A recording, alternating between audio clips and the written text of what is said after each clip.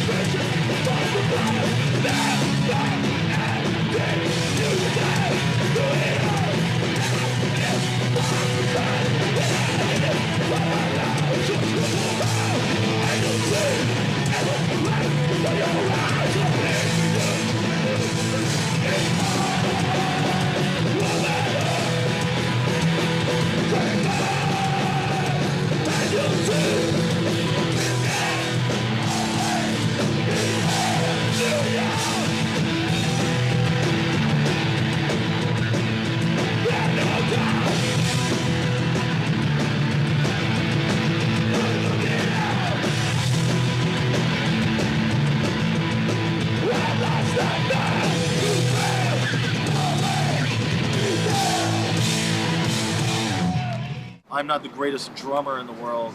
Pete's not the greatest guitar player. Craig's not the greatest bass player. Lou doesn't really sing melodies. We get by on what we know. If we really can make the music speak in an emotional way, then I think we're doing the right thing. Oh, I slipped right in the beginning. Yeah. First song. I think that there's a lot of bands right now that are doing kind of a similar style to Sigvidal, but you know, they wrote the book. These guys that were there when the starting pistol went off. I know the first time I seen him, I was like, yo, that's the new shit. Probably the hardest working hardcore band in America, I would say. And that's, I'm not, you know, can I cuss on this thing? Yeah. I'm not just sucking his dick and blowing smoke up his ass. I really think that way. They just pulled together. They kept it alive, even through the dark days, because there were times when like it really like it was all slipping away around here. And they were a real keep the faith type band. They got that flame inside them that makes them want to keep going and still making records and still touring. You know, like that movie Quest for Fire, like they got this fire and they just like have been holding on to this same flame for like however long it's been, and it's like blows my mind they're still together. It's got to be hard to stay fucking mad for that long and like pissed off that long, so I got to give them credit. I've mellowed. I'm not that mad anymore. There are so many bands that are so afraid of touring with them because they don't want to play after Sick of It All. It freaks them out. They don't want to play after that much energy and that much intensity. As long as I've known them, I've never seen them compromise to write songs that will fit into, you know, well, if we write this song, then MTV will play it. If we write this song, you know, the radio will play it. So musically, they've always just been these four guys who write really aggressive music that makes them happy. Four guys, like knucklehead guys that I know that from like Queens, like me, and like they're still playing, they're still popular. Die!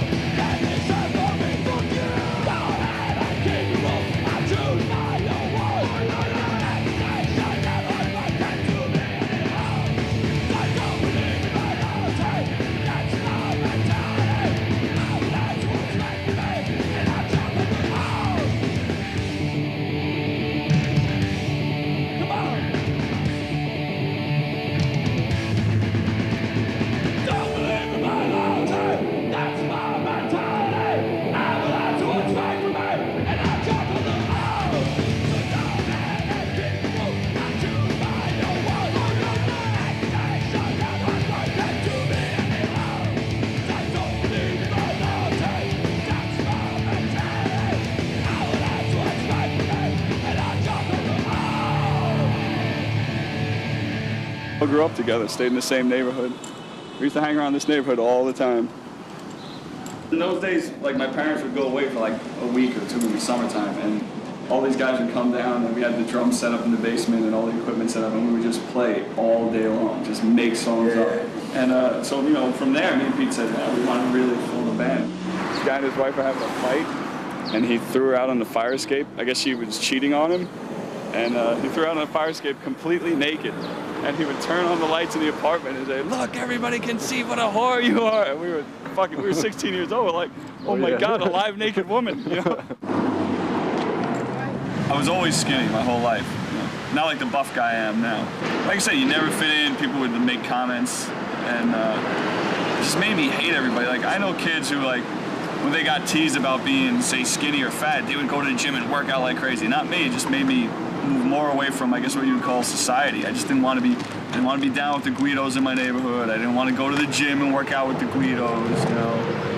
In the beginning, you didn't have to look a certain way. You didn't have to dress or talk, or, you know, I could go there looking like, you know, the normal kid from Queens, and I'd be standing next to people with, you know, 3-foot-high mohawks, and they didn't give a shit. Oh, good.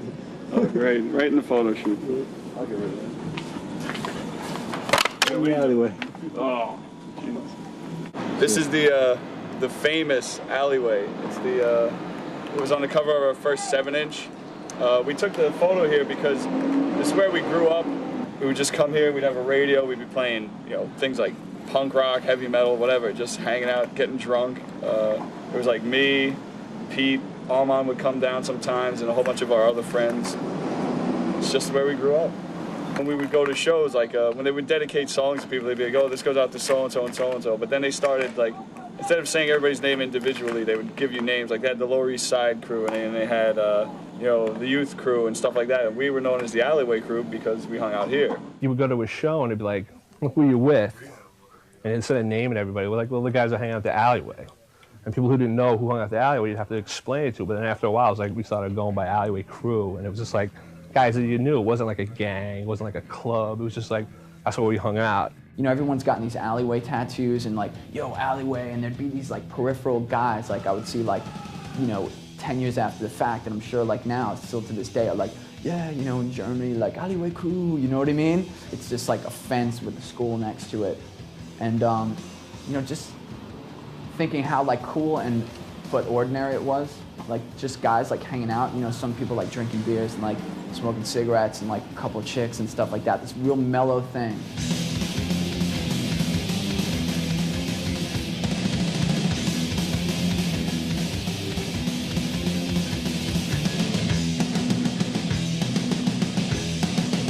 Around 84, 85, we were going to a lot of hardcore shows, seeing Armand and Craig in bands like Straight Ahead and Rest in Pieces.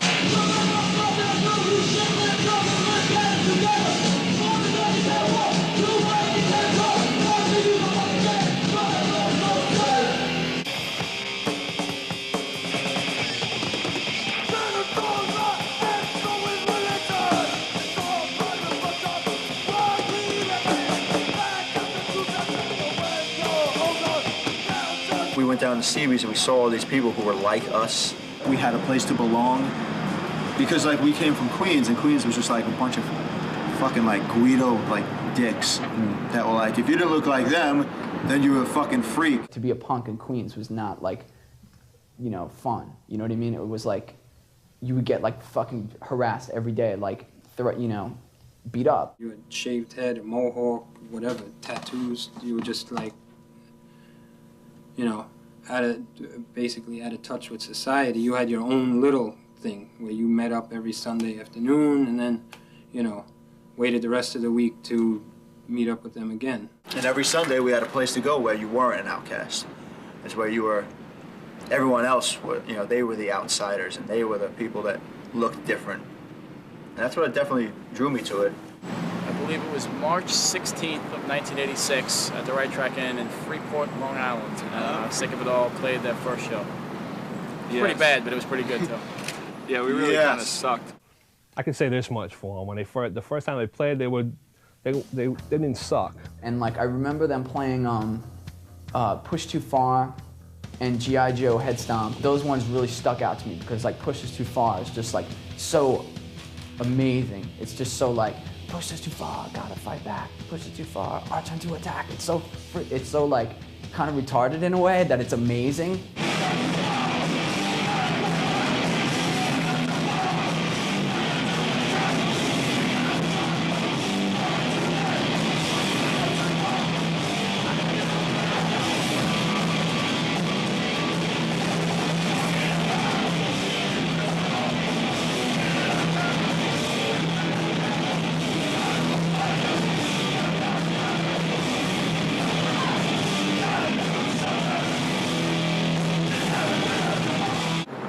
First bass player, pre-Craig days, from 85 to about 93.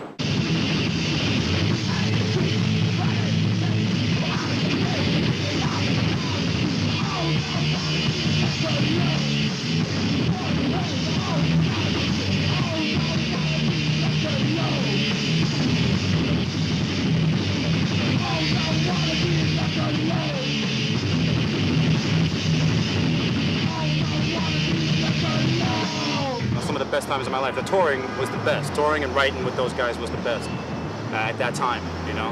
And just going on the road, of course, seeing different places. They, you know, being in the band gave me the total opportunity to travel like that.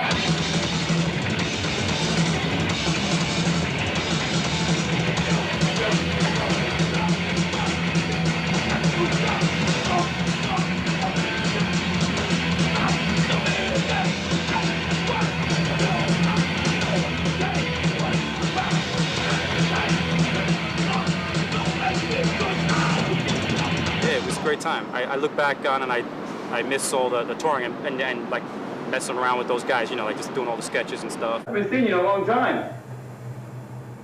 Why, Rich, you've changed. Have I? So have you. Have I? Why, Rich, you've changed too. Yes. And so have you. What are you talking about? It is obviously you that is the one that has changed. Have I? So have you again. Have I? Yes. Yes.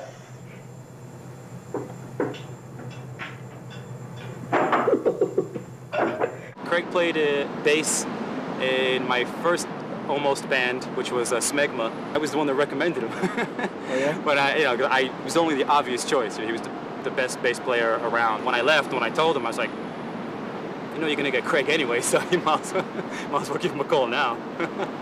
Hey everybody, for those who haven't heard, Richie left for good this time.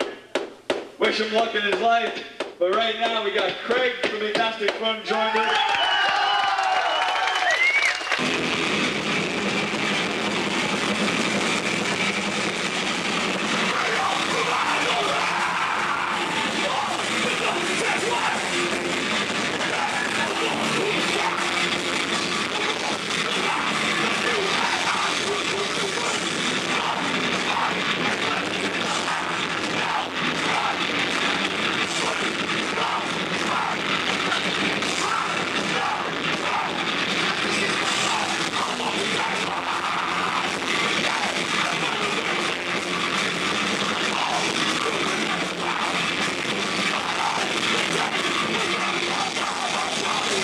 Maybe I won some more money.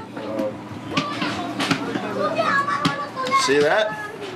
Pete is really, Pete is more of the quiet guy, and he's the one that I think most people are really intimidated by. I think a lot of people, when they first meet him, don't really, you know what to make of him, but he's actually really introspective. He's really level-headed. He stands by his beliefs really strong, and he doesn't waver.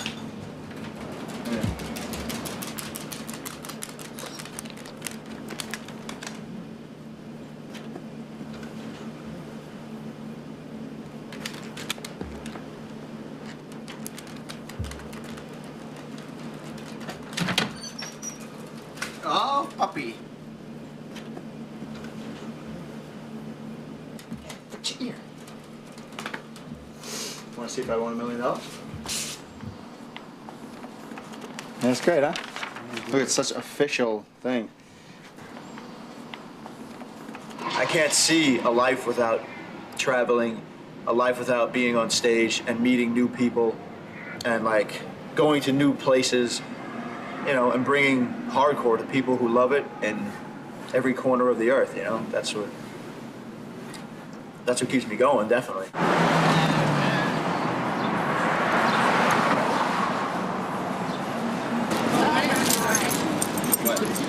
He's like almost laid back out of all Yeah, of it's them. real laid back.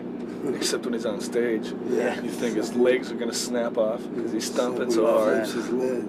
Yeah. Putting holes in the stage.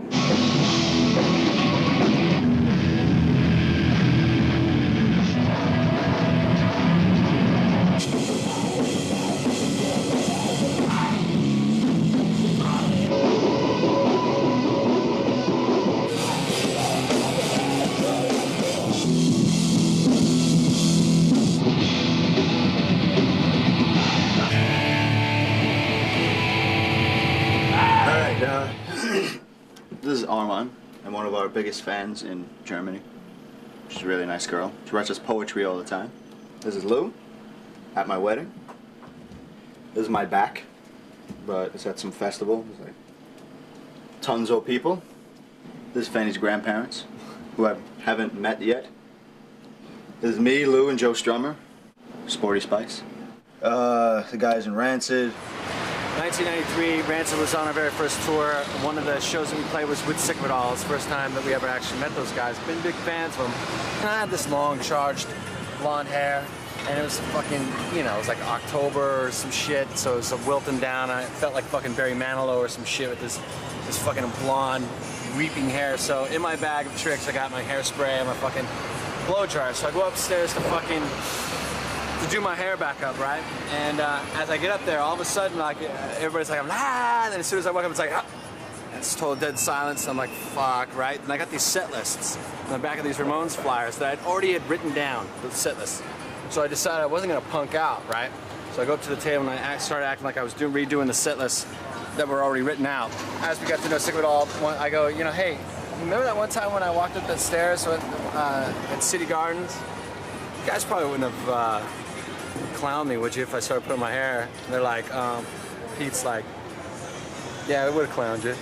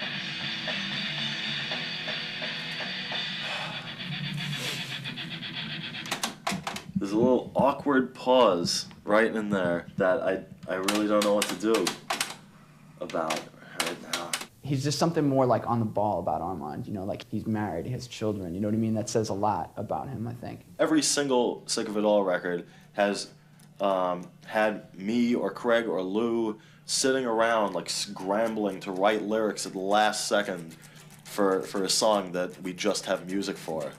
You know, it's like this this is typical bullshit that we have to deal with, but sometimes we end up with like really good lyrics because of it, because our backs are up against the wall and we have to come out with, you know, like the pressure is on, so we have to come up with something, and sometimes it actually ends up being, you know, really on target. And I think to myself, and I wonder if we did have months and months and months to like think about it and change things around, I wonder if it would even be as natural and on target as it was if we weren't like under that much pressure. I don't know how they play that part. There's some old tour passes. That's when we toured with the Misfits in '97. I like to keep all the laminates that we collect. Just, I mean, because I don't really keep anything else.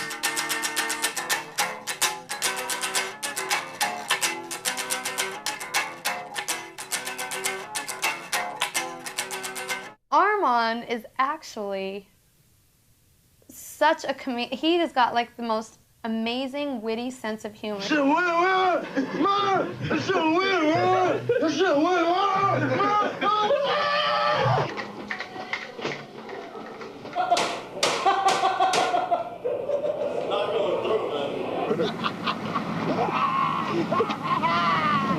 Eight years of roadieing for him, and Armand was the one guy who's like, oh my God, you know, I just want to be as far away from Armand sometimes as possible. Tell me what you doing, man? Cruising. Yeah? Yeah. What's this? Tim, you got caught out there, man. Oh, there's video proof, everybody. There you go. Amazing drummer, big fucking gorilla.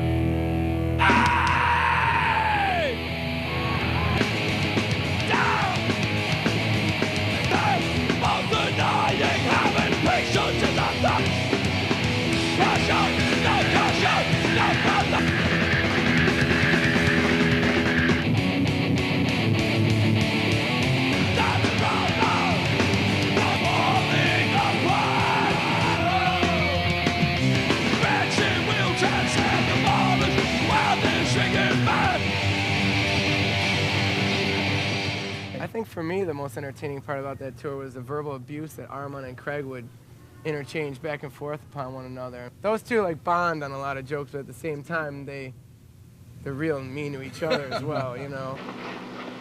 Yes, that's right. Craig's a dick. Yes, that's right. I thought you guys were friends. No. Used to be.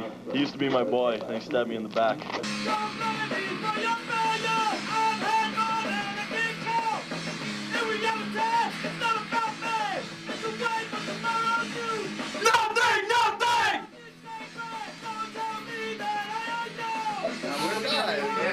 You blew that shit out. Yeah, blew it out. That's the only way I'm gonna get it across. Blew it out of your ass. The only way I'm gonna get it across where it makes enough sense where you can like. Otherwise, you're not gonna be able to do anything with it. Otherwise, you're gonna be like, "What the fuck do I do with this shit?" You know what I mean? Whatever blows the shit out of your ass, you know. How bad was my pitch? Craig, I love him and Armand's concepts together. That they come up with stuff. It's usually like just a constant battle between them, with like fucking with each other. But they come up with really great ideas. Green whiskey on my breath, baby, let it feel my best. Slap a fork and a grease, could have been a worthy trapping reason.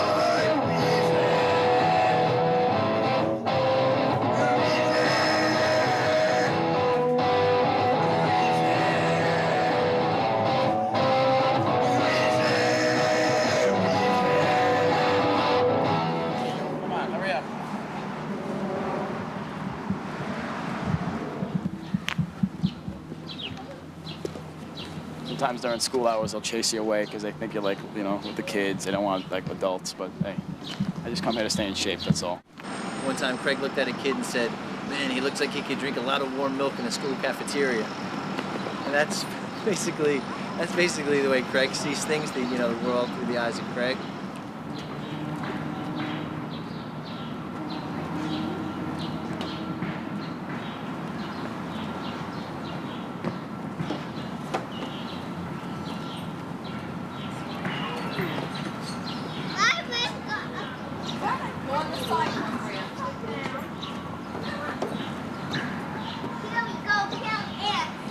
Craig's good people, man, and I back Craig. I back his mom, too, because his mom comes out to all the shows. She's very supportive.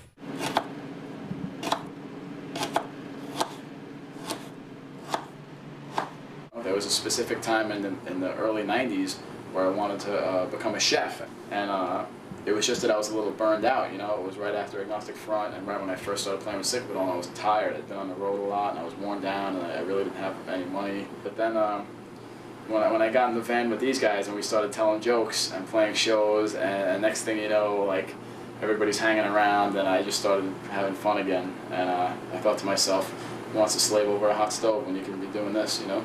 We bust up our hot chili peppers, drop them in. Now, as soon as your eyes start burning, you know it's done. Because it's kind of like getting sprayed with pepper spray a little bit. That's what you're looking for. You're looking for a mild dose of pepper spray. There we go. Dump in our pasta. Turn it over once or twice. If I have a place to live and I have some pasta in my belly, I'm fine. You know, I don't really need much, you know. I was raised poor and I'm not used to luxury, so well, what makes me feel good is satisfaction that I'm able to do what makes me happy, you know, and make other people happy. So I'm happy.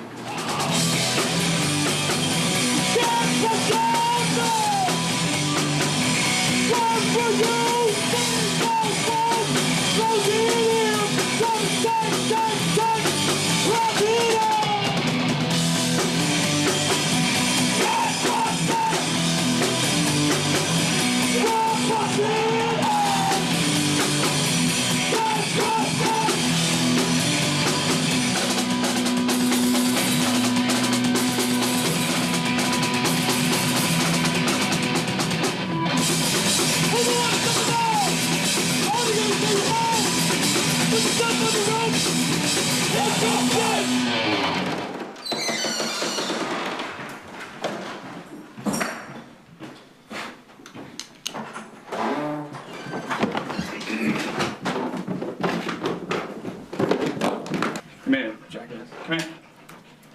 Come here. Turn around. Let me see your butt. See your butt. Here I am cleaning my dog's ass.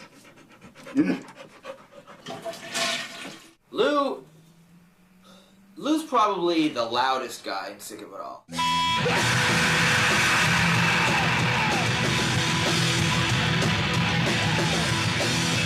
Lou is just a total teddy bear. Lou's an angry old man at the age of however old he is. No, same. You just good time, just laugh, joke around. I think he aspires to be a janitor somewhere in Queens. That's what Lou always says. When this doesn't work out, he's just gonna go become a janitor. But I can't picture that. Oh, Lou would have me like backstage sometimes. He would have me undo his rat tail and have me comb it for him and put conditioner in it. Then he'd have me braid it for him and stuff for stage. And sometimes I wanted to put like a roach clip on it once, but he wasn't really feeling it. But he said I could beat it up with some Rasta beads at one point because we both listened to Bob Marley a lot.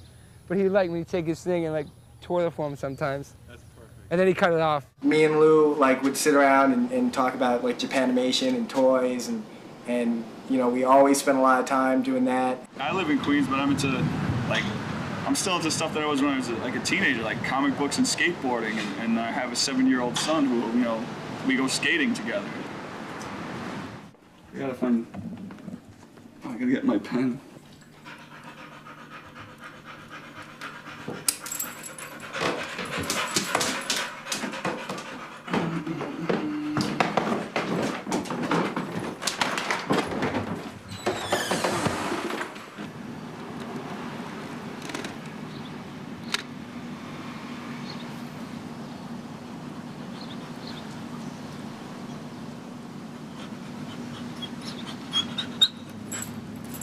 This is how I write a lot of the lyrics. I get a demo of, or just usually just we tape off a radio in the studio of the rehearsals, so I get an idea of the flow, the rhythm, and all that stuff.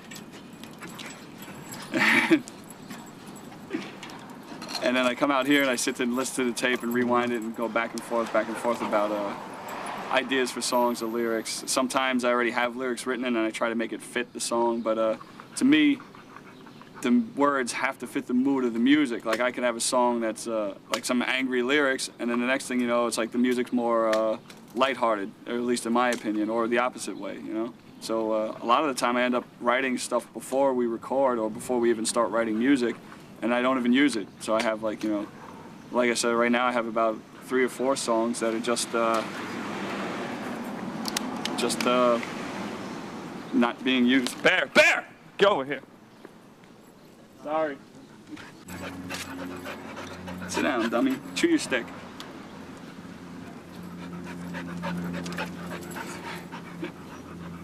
That's good. Lay down. There you go.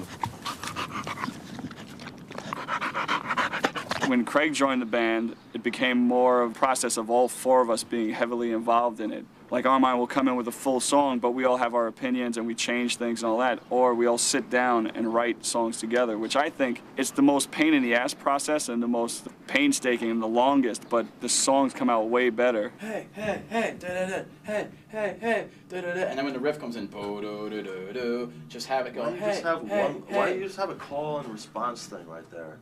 With the, what is it going to be? Is it no apologies? Is that the... No, just different words. But I have like lines, and maybe it should just be something that's repeated.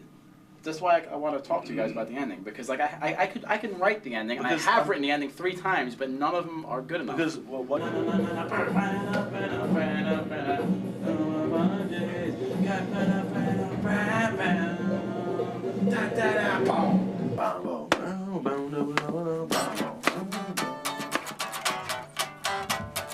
It should be like, it should be like an accent thing more than a, like, Besides,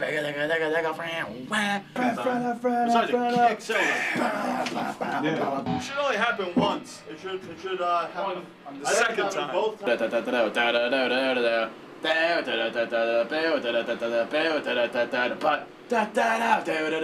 The biggest, most important thing that's kept Sick of It All a band for as many years as we've been around is the fact that before we were professional musicians, we were just friends doing it as a hobby. When you do have that situation where you have like a you know, just like a difference in opinion, sometimes it's really worthwhile to work it out and to give an inch when an inch is asked of you.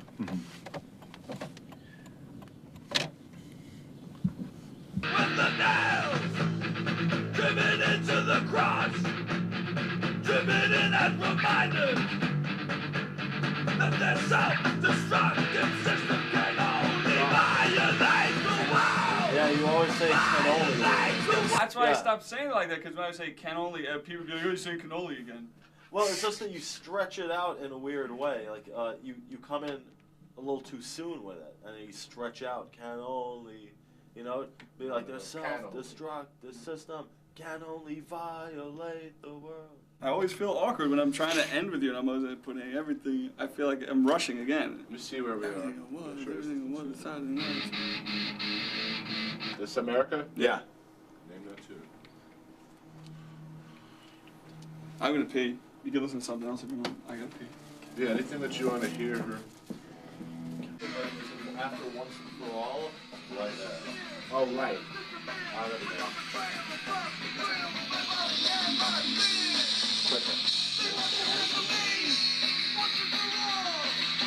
How could they do this? How could they do this? How could they do this to me? These guys do a lot of talking, I know that.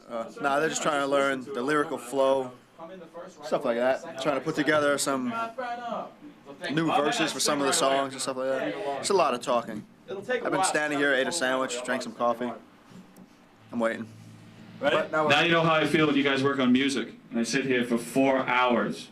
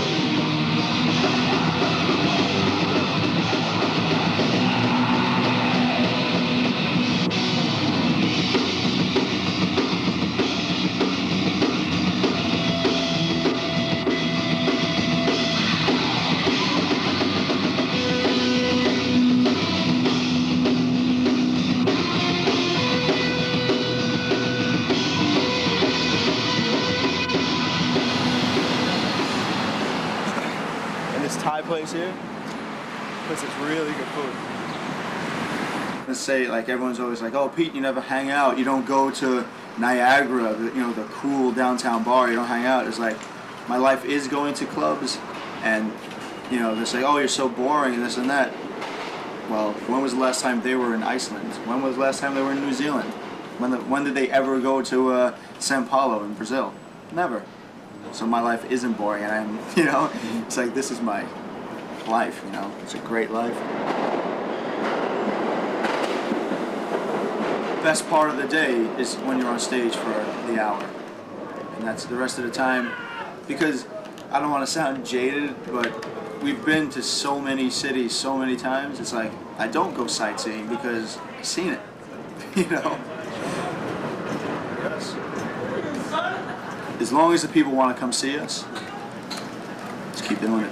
That's why I work out all the time, so I can keep physically doing it. That's actually one of the main reasons everyone exercises and tries to take care of themselves. When I was sitting in high school, hating high school and hating all these people and wishing I could create music or do something like that, like you could only dream of stuff like that, and then you go on stage, you're like, wow, us 4 guys did it. Like, wow, we're actually playing this. What's up? How you doing? Is everybody ready? Let's go!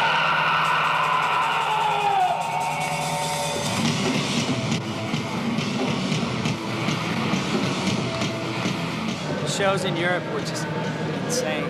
They were playing, I think it was Roskilde or something like that in Denmark. It's like a big fucking circus tent, and there must have been 30,000 people. Just fucking waves of people bouncing up and down.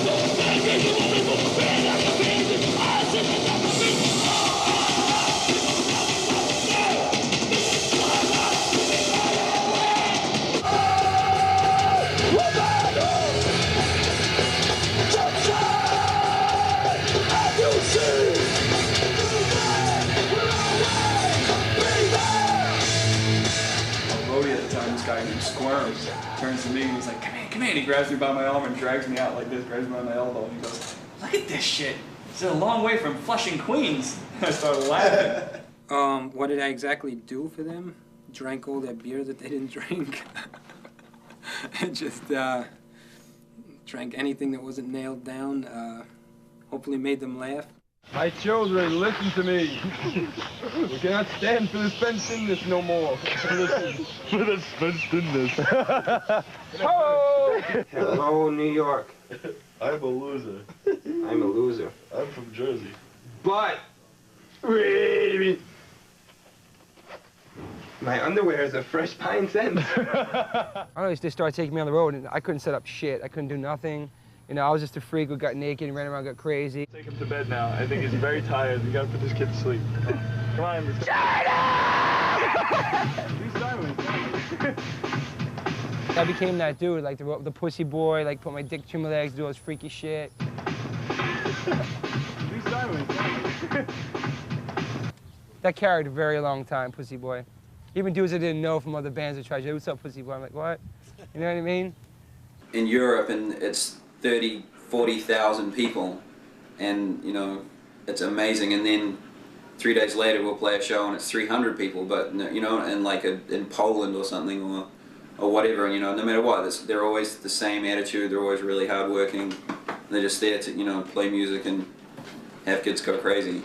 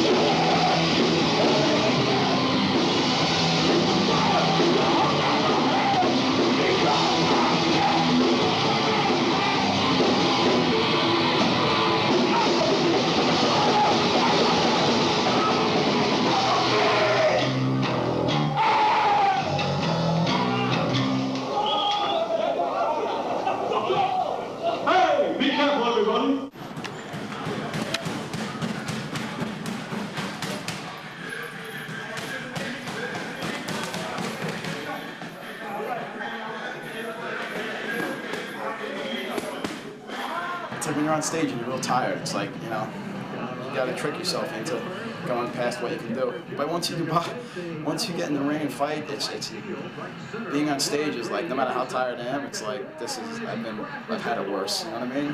Like no matter how bad it gets, it's like I've been through a fire worse than this. Then again, stage is some of the hottest shit you'll ever deal with, as far as pure heat goes. But mix that with getting hit in the head and being completely out of breath, and then you get boxing. This is more hardcore than the hardcore music, I'll tell you that. But it feels good, you know? It's like individual accomplishment, you know what I mean? This type of thing, you don't have to rely on a group of people, you don't have to rely on anybody. You just do your own thing, and it's up to you whether you're successful or you fail. As long as you give a good, solid effort, there's no failure, you know? It's about seeing what you can do. It's like having a brother, like you fight with him, you know what I mean? Like we have arguments sometimes, and sometimes I get like mad at them. I'm like the younger brother who they all tried to pick on, but now I'm grown up and they can't pick on me anymore, so once in a while it gets a little crazy. But at the end of the day, we're all fighting for the same thing.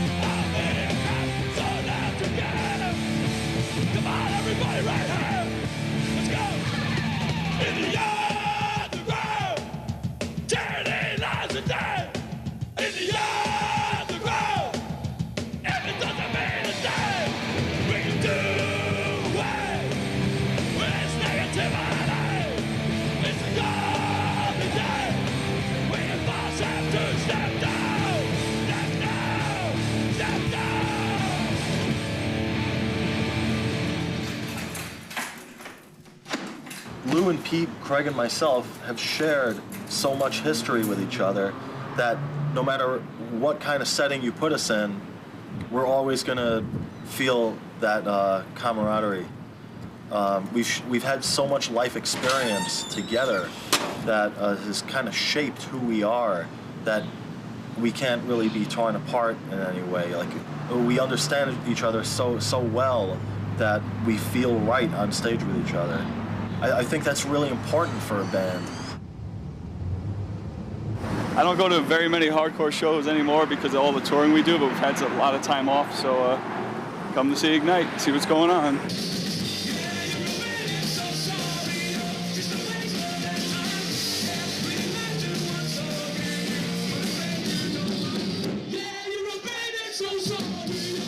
I think we outlasted everybody else because we found our niche. You know, we weren't like the other bands who came up with us who were like, they were so into it, more vocal about being into it than we were. We just did it because we loved it. We never sat there and said, this is hardcore, this is my life, this is till death. We never did any of that shit. We got up, we played our fucking music, and we got the hell off, you know? And that was it. We loved it. Good. It felt good. We felt great about it. This was our church, this was our therapy, this was everything.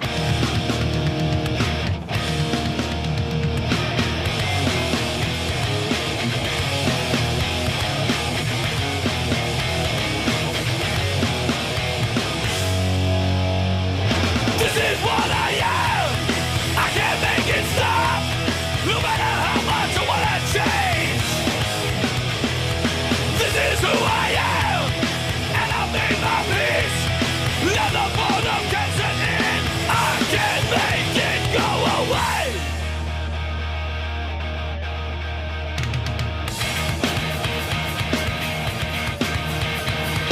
Progress made for self-discovery might not be progress at all. Making light of all the banality might be the only record. Look out, see life goes around you. The routine becomes what you are. Look out, see all the mistakes that you make 100 times more. Look out, see life goes around you. The routine becomes what you are. Look out, see all the mistakes you'll be making 100 times, 1,000 times, 1,000,000 times more. This is what I am. I can't make it stop. No matter how much I wanna change. This is who I am, and I've made my peace. Now the boredom can set in. I can't make it go away.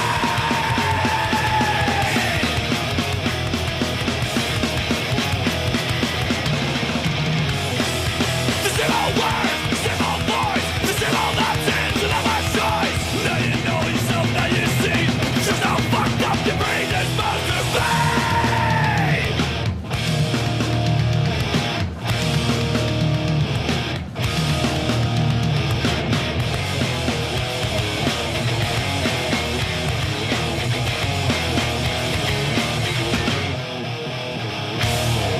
You ready? You ready? Everybody ready to vote? Hands up. Who likes Dark Horse Report?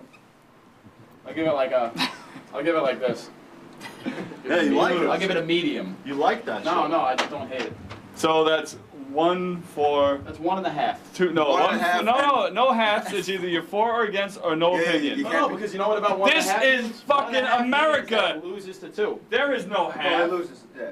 All right, short stories for the pricks. No. That's 4 no's on that one. Oh, well, Lou, you No. said- Okay. How about round 6? I get that. like that. Yeah, but then you have to have some kind of boxing cover instead of like the. It could just be an artsy shot of How about a 4 card guys? being blurry. Nah, it's. A card with a dragon on it. How about hi? We're 4 guys. That's exactly what I was just gonna say. Like, Facts. yeah, I was just it was like. We should just wear like big, flowery shorts on the cover and be like, hey, we're Probably sell more records. Oh yeah, definitely. I like No Apologies. It's pretty good, man. How about Almost Made It? On the fringe. Could have been. On the cusp. How about Last perennial Grasp? contender. Buy this record or else we're all poor. How about Long Way Down? How about Fringe contender? Fringe contender. How about just contender? I could have been a contender. Could have been. I could have been. All right, we're not giving I any, could we're not have giving been. any real names, so your fantasy is like. I could have been. So yours truly, basically. No. No, I think that No Apologies. Well, I think it comes No down to. Apologies has got the same shit going as the Dark Horse Report. I think Dark Horse Report, Yours Truly, and No Apologies. And first of all, when you think about Yours Truly, yeah, it means something, but it's pretty good. Yeah, Yeah, I'm not means gonna- we're 4 guys. Yeah. And that's what we do. We make. Yeah, Yours Truly's good. Dark Horse Report's okay, but it's a little like, I don't like the roll of it, the way it rolls off the tongue. And No Apologies is just like glory. Glory. Cheap glory. What's the cover gonna be? Oh yeah. You know? It fits. All right, so that's it. Yours truly is the name of the record. Yay! Over. Finished. And we have the perfect cover concept. Okay.